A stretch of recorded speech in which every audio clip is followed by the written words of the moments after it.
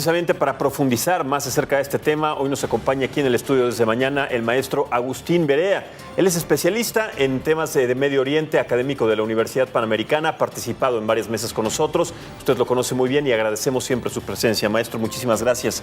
Bienvenido. Un gusto. Igualmente. Vamos a empezar con la pregunta de cuál es el origen de este conflicto. ¿Por qué se desencadenó este bombardeo a Irán?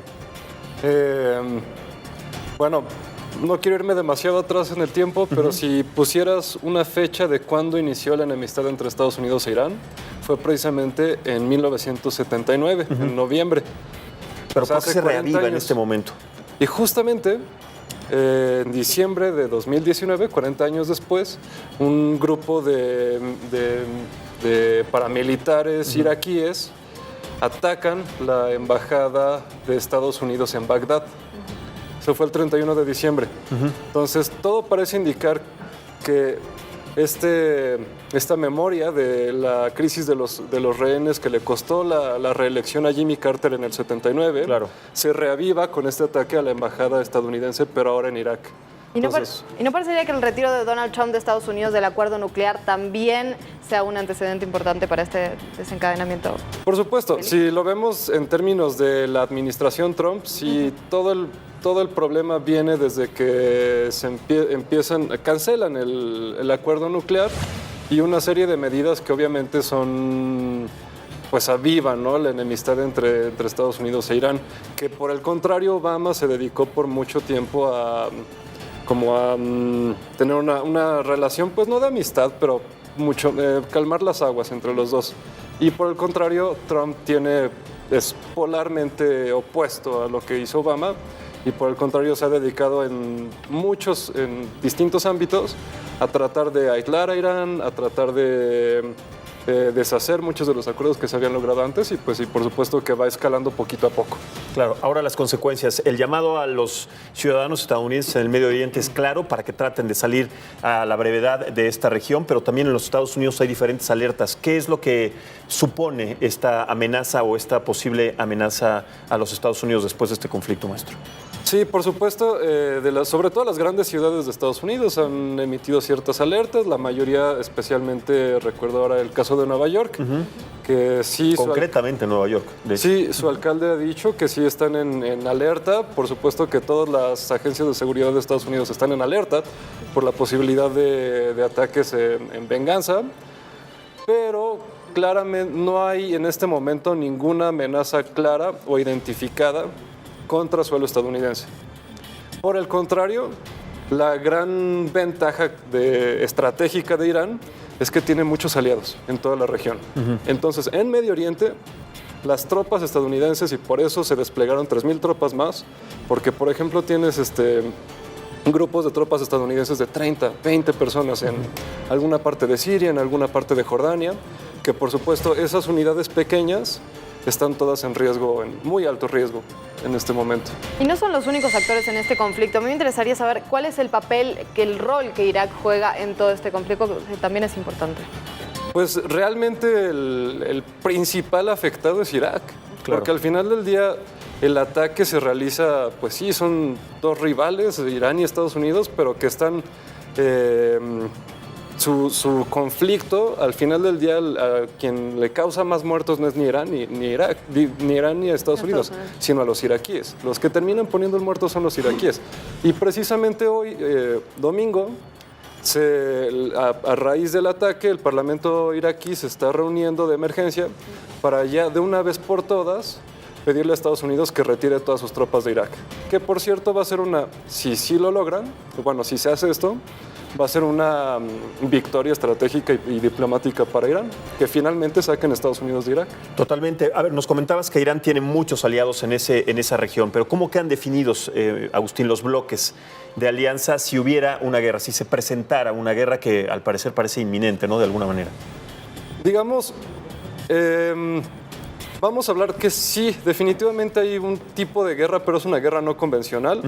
El escenario de que haya una guerra convencional de dos ejércitos, el ejército iraní y estadounidense enfrentándose con toda la fuerza que tienen, es muy poco probable. Pero sí, la guerra no convencional de cohetes, de ataques, de emboscadas, eso por supuesto que va a seguir, es probable que se intensifique.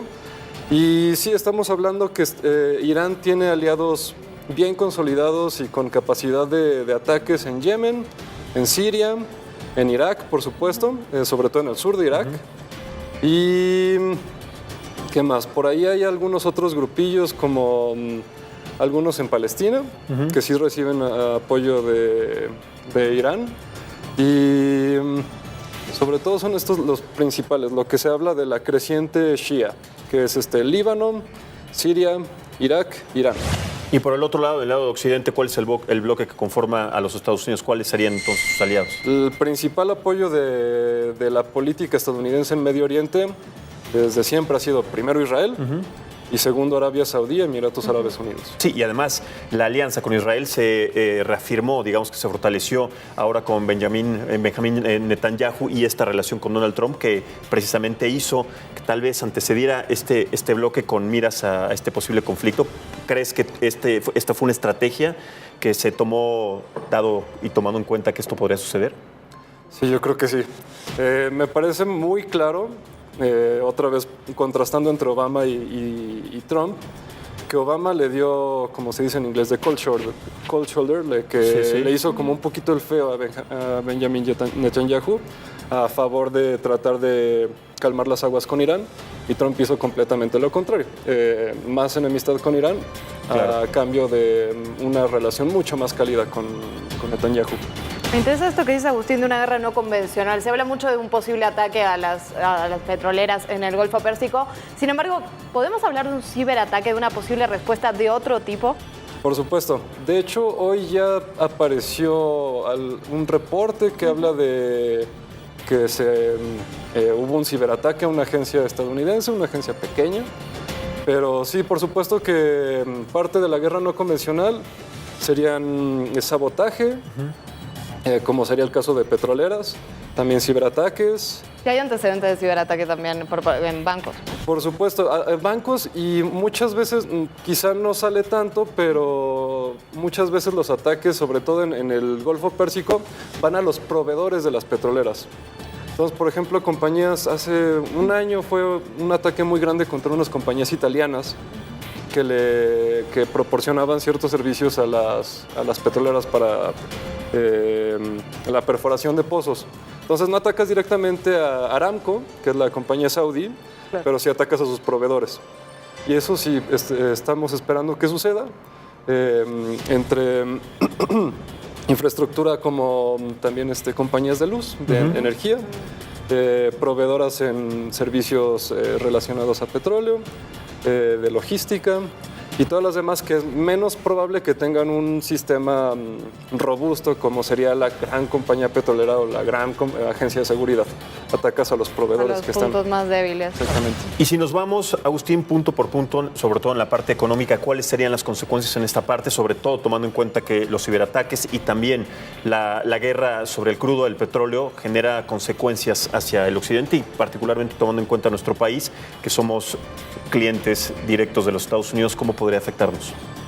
Pues somos clientes directos en gas y en petróleo, pues en teoría le daría un poco de respiro al crudo mexicano, que antes del ataque el barril de petróleo estaba en $66.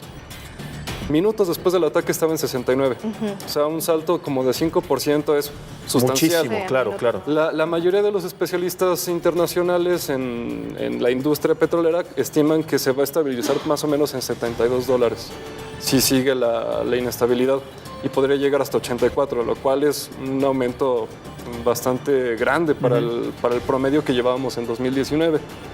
Entonces, sí, el crudo de petróleo lo más seguro es que va a seguir aumentando.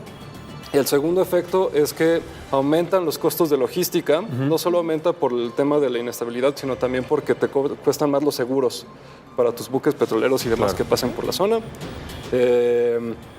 Y lo siguiente es que es muy probable, y ya se está observando, que los inversionistas internacionales empiecen a favorecer instrumentos seguros como oro, como el yen japonés, y como mientras dure la inestabilidad, le pega bastante a las bolsas de valores de otro tipo, con otros tipos de instrumentos.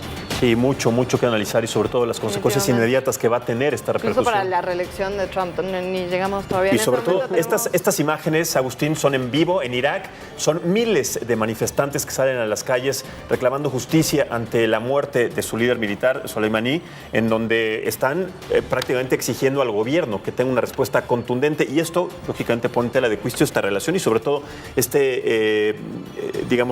guerra no convencional, como la mencionas, porque de alguna manera, más allá de lo no convencional, va a haber seguramente o posiblemente pues muchísimas muertes al respecto de este conflicto, ¿no?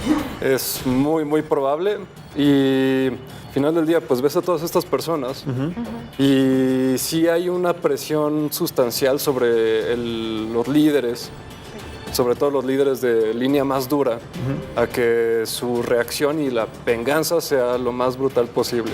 Que de otra manera pues pierden credibilidad como líderes de estas líneas duras, religiosas. Totalmente. Agustín, muchísimas gracias. Agustín Barea, internacionalista y experto en temas de Medio Oriente.